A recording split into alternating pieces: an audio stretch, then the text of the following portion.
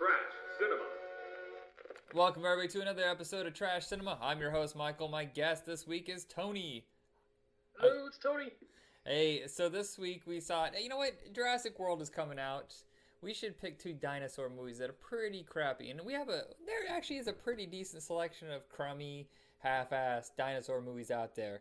You know, especially in the direct-to-video world, or Sci-Fi Channel seems to barf out some sort of dinosaur mutation movie like Dino Shark or what is it, Croctopus or something like that. Yeah.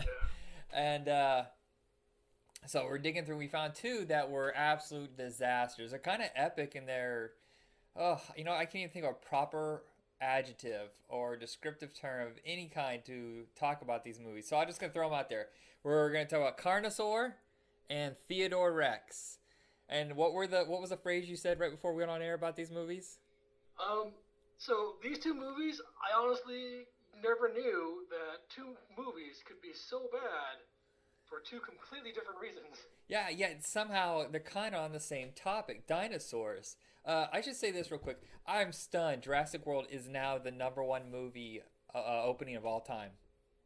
It passed Avengers this morning by $1.5 million. You know, and I want to say a part of it is because of the old love of Jurassic Park and Jurassic Park sequels, but really, I think the real meat of the matter is that everyone wanted to see what Chris Pratt was doing next. Yeah, that and dinosaurs never stop being popular. And that kind of like opens up a whole field because you know there's going to be another wave of direct-to-video rip-offs now. We're going to have the return of we're going to have Carnosaur World. You just know something like that's going to be coming from Roger Corman. Okay, so Carnosaur. Roger Corman produced this and released it in theaters roughly a month before Jurassic Park, 2 weeks before Mario Brothers, which I kind of considered a dinosaur movie. Would you? Yeah, for the most part. This one has roughly, I did the budget count. Okay, so Jurassic Park cost $65 million. Carnosaur cost $1.4 million. That's what? A 25th, 1/25th, 1/30th of the budget? Oh wow. And it shows. Holy crap. That's still a pretty good budget for the type of movie that it is and the era that it was produced in. Yeah, you know the funny thing is Roger Corman never spent more than $2 million on any of his movies, and that was Battle Beyond the Stars. So he's really, really frugal. There's lots of puppet going on, a lot of miniatures. There's and weird lighting. You ever notice late 80s, early 90s? They always have this scene where they're in a room that has kind of like a neon glow to it, where there's a bunch of like executive business guys talking. I was like, Yeah, you guys have you need to work on your lighting in your office because this is really bad for the eyes. well, it was either that or the like wide open dark space with one central light in the back, kind of just shining out and forward. Yeah, what was it? What's that thing that J.J. Abrams always does, where he puts the light? Oh, the lens flares. Lens flare, yeah, that's a big thing too in that time period. You know, I cannot tell you what this movie's about. I can kind of give you the bare bones. Diane Ladd is a crazy scientist who finds a way to inject people with some sort of like dinosaur baby germ, and they give birth to little raptors and T-Rexes. Is that even close to being the plot? Yeah, it felt like a dinosaur slash zombie flick because like these people were just getting infected and giving birth to these eggs, which turn into these carnivorous dinosaur thingies. Which, I mean, and like throw in some of what was it, Invasion of the Body Snatcher too. You never quite know who had it, and it was a mess. You weren't quite sure what was going on half the movie. There are some things I do like about the movie. Clint Howard in anything is at least going to be entertaining. It may not be good, but you know he's going to give it his all. He's horribly underrated. Yeah, I'll give you that. And the hero of the movie is an entirely unqualified hero of the movie. It was kind of like Joe Schmo left field going Yeah. around saving the day, and you're just like, I wasn't feeling it. I even actually like that actor. I think his name is Raphael Sabarge or something like that. yeah, I like him when he plays like the nerd type. He was in My Science Project. yeah. And, when he plays those kind of roles, when he plays the lead, and especially since he tries to act cool and disconnected, I'm just like, nope, not buying it. Were you the only one that was available for this? I don't. And Diane Ladd, I don't know what she's doing in this. She's kind of a respected actress. And you're just watching this whole time going, is she really giving birth to a dinosaur baby, just letting it burst out of her stomach? Right. What did they had to have paid her decent or something, or maybe this is her only starring role that she ever had.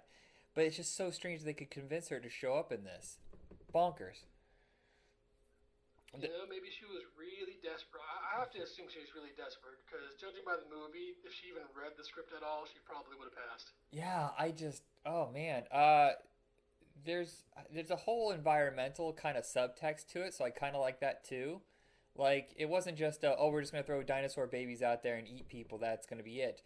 I'll give credit to a little bit of like trying to do some environmental stuff, but Yeah. it doesn't completely line up. So you're like, wait, is this an art film or is this an exploitation film? It's hard to ride the line. You have to be really, really talented to do something like that. What really got to me was the fact that they used the same, I want to say gag, but I guess tools repeatedly. Like the teenagers in the car making out. What did they do? Like two or three times they did the same thing. I'm like, I got it the first time, guys. Yeah, or of course the bursting of the alien out of the stomach. Roger Yeah. Corman, I swear to you, Roger Corman used that. I can count at least 4 movies right now offhand that he reused that effect over and over.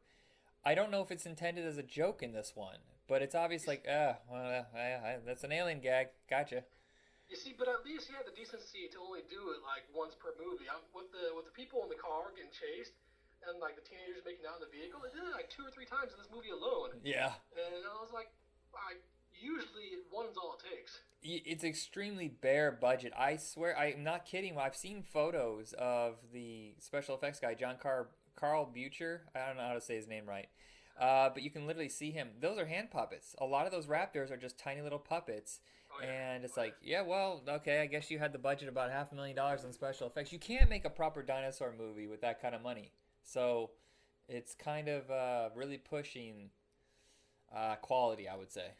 Oh yeah, I mean, it takes the movie from slightly suspenseful and scary to just flat out hilarious. Watching some of the evisceration scenes where you just see these really like flexible rubber hand puppet Yeah, you can all arms. see the fingers in the move of the head. Yeah, and it's just smearing across their stomach.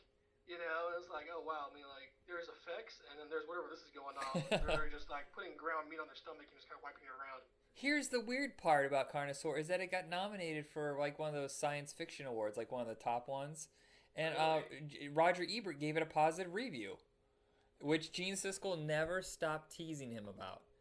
Like I used to watch that all the time, and they'd have the year-end awards, like year's worst and year's best, and there was one year where they got into it, like the show just stops for like 5 minutes while they argue over Carnosaur. And I was like, you guys are gonna end your relationship over this movie. This is ridiculous. I was trying to think. Oh yeah, $1.7 million at the box office, so enough people got duped.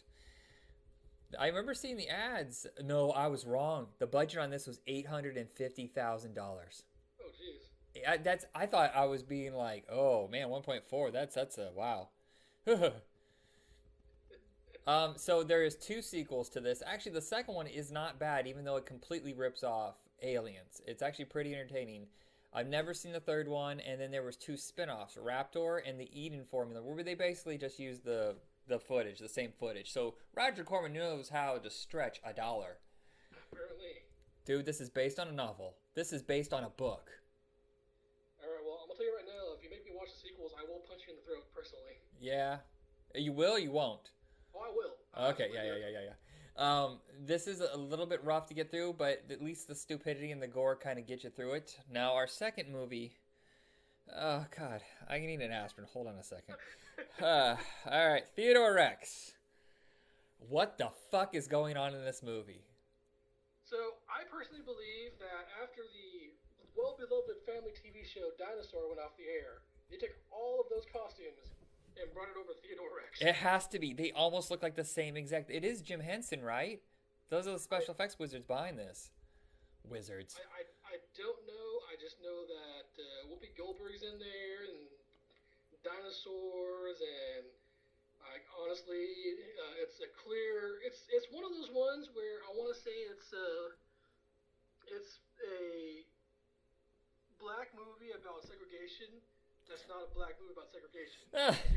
They're using dinosaurs and humans instead of black people and white people. Okay, so the movie instantly loses me. A long time ago, somewhere in the future.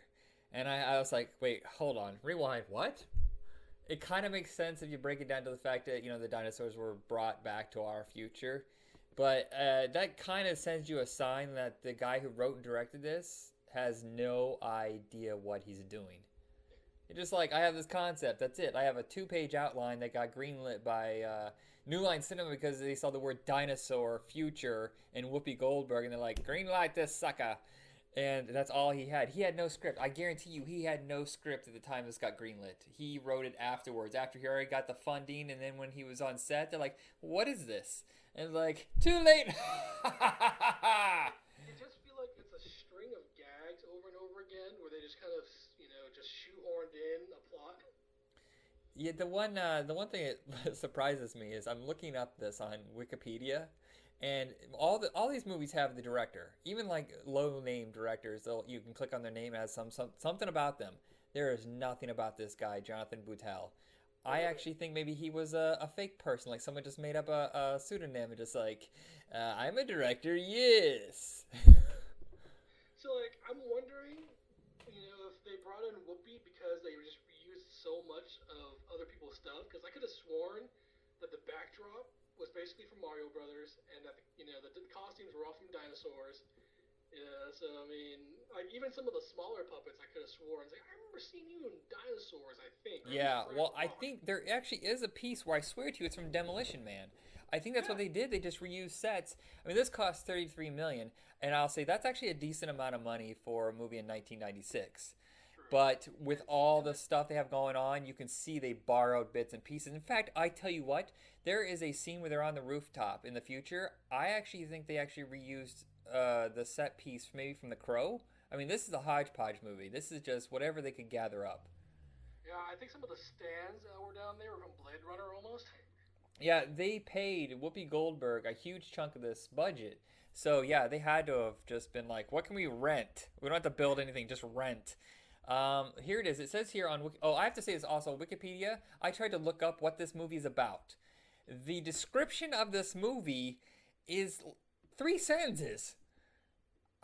How is this possible when Carnosaur is like 6 paragraphs? 3 sentences? That doesn't even describe a commercial.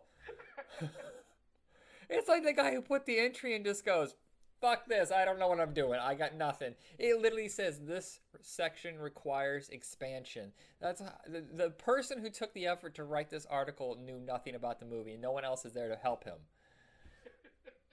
It says, this is the plot, what I have. In an alternate futuristic society where humans and dinosaurs coexist. Why? Tough female police detective Whoopi Goldberg is paired with the T-Rex to find the killer of dinosaurs and other prehistoric animals, leading them to a ruthless billionaire bent on killing off mankind by creating a new ice age. I would love to tell you why he was trying to create a new ice age, but it's Armin Mueller-Stahl, who I'm told is a great actor, who I seem to enjoy when he's on screen. I have never understood a word he has ever said in anything. Do you? It's just, the way he talks is like, oh, he's kind of cute when he talks. He's like a cool grandpa. What do you say? I have no idea. Yeah, it's definitely a situation where you pick up like 1 out of every other 5 words and have to kind of piece together the plot using that.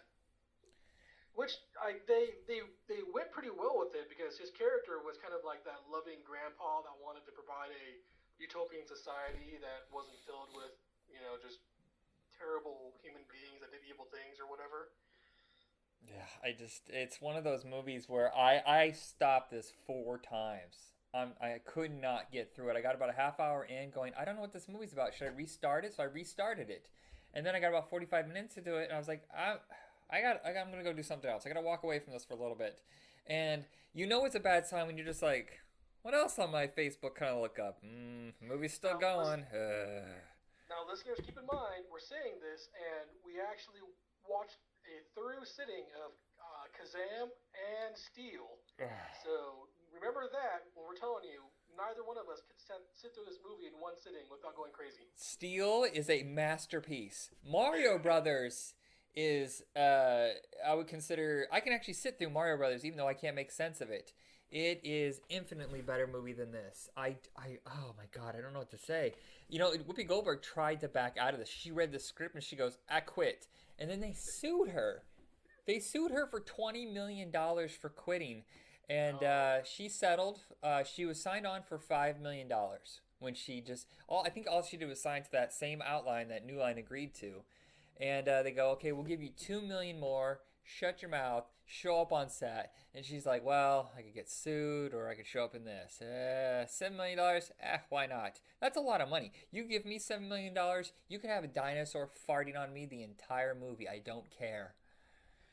In her defense, she doesn't really have a great movie history anyway, so really, what worse could it have done for her? Yeah, I think she probably signed on to this. It says she signed on to this right after Sister Act.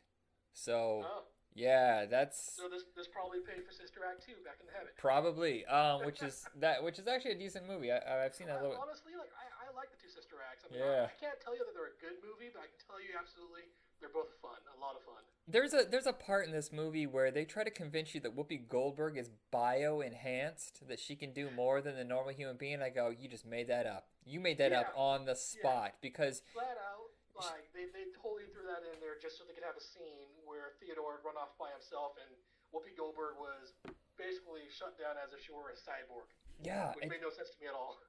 well, it's also I don't understand why she's playing the straight man. The dinosaur is the funny one, supposedly funny. I think all he does is he's awkward and he farts a lot. Dude, he farts a lot. This guy needs medical attention.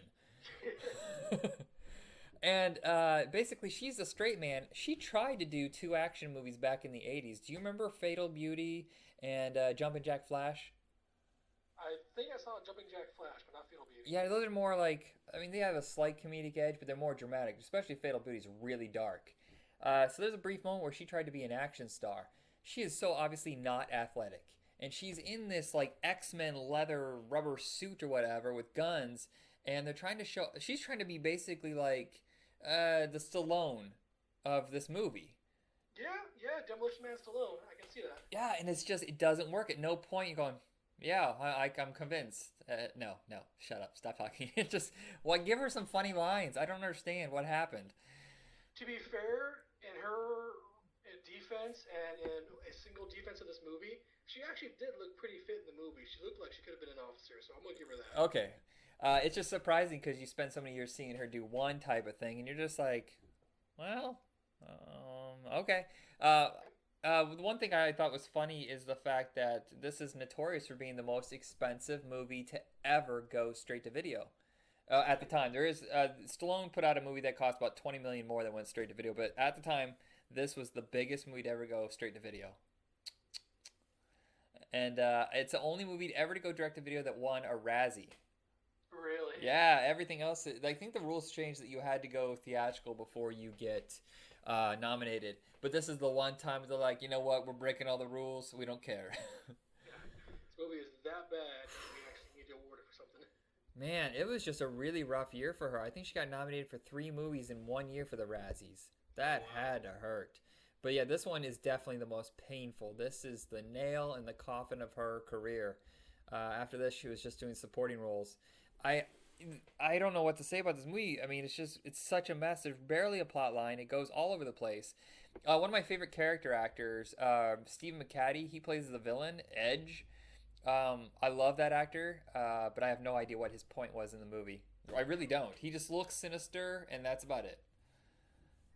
I'll have to say that if you have a bunch of younger kids that don't really need consistency and just want to see like really cool, fun things, might be a movie for them. Just be aware that as a parent, you might gouge your eyes out in the middle of it. Right. I think the creepy dinosaur head. You've seen Teenage Mutant Ninja Turtles 3, right? The one where they go back in time.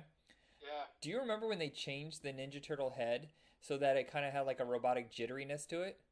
Like, Yeah. it's the same head. It's the same kind of technology. So when Theodore Rex is talking, he kind of looks like his lips are having a stroke. It's like, like he's not talking smoothly like the way the first Ninja Turtles were. It's like this weird thing where it's like an old car where you turn it off, but it's still running a little bit. That's how his mouth moves, and it makes me very uncomfortable. It actually kind of gives me an anxiety attack watching his mouth move. So like now that you mentioned it, that makes a lot more sense, especially in the sequences that involve the the Triceratops-looking guy hitting on Whoopi Goldberg, which made no sense whatsoever at all. But he apparently was a reoccurring character because he appeared in the middle at the end of the movie. But Yeah. yeah, he's just having like an epileptic seizure, and you're just wondering exactly what is wrong here. So, well, we don't have time to reshoot it. Just go, go, go. Yeah, just go. Just have him shaking and cringing. All right, go. We're good. Since this is completely audio, I will say this. I've spent most of this part of the episode with my hands in the air. Every time I go to say something, I'm just like, I don't know what to say. This is nuts. I can't believe this exists. I can't believe someone put this on film. Oh, man. This is probably the roughest movie. I mean, we're only, 10 episodes, 12 episodes into this? This is the most painful movie we've watched so far. It's not even good bad. It's just bad. We need to go watch that. Oh, let's go. I'm going to go watch Jurassic World just to cleanse the palate. My brain needs a scrubbing. Anything else you want to say about this horrible double feature?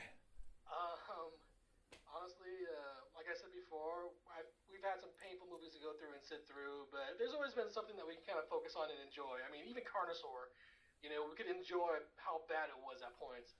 But Theodore Rex, like, holy crap, I never believed that there could be a movie so bad on all aspects that there was just nothing to look forward to at all. Oh. Like, you don't even look forward to bad scenes because they just hurt too bad.